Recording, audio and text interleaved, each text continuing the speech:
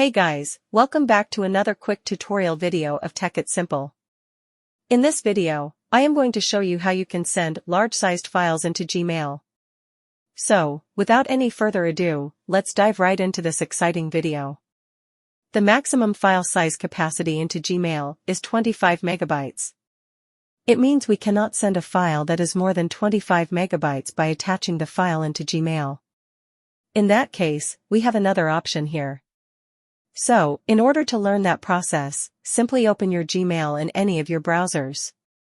After opening the Gmail application, you just simply have to click into this Compose button at the top.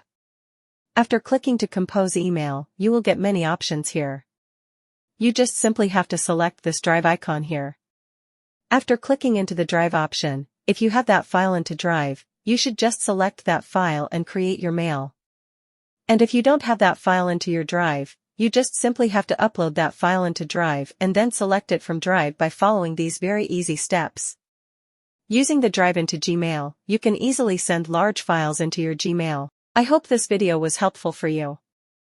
If yes, don't forget to like, share, and subscribe to the channel to never miss another update. Thank you for watching the video.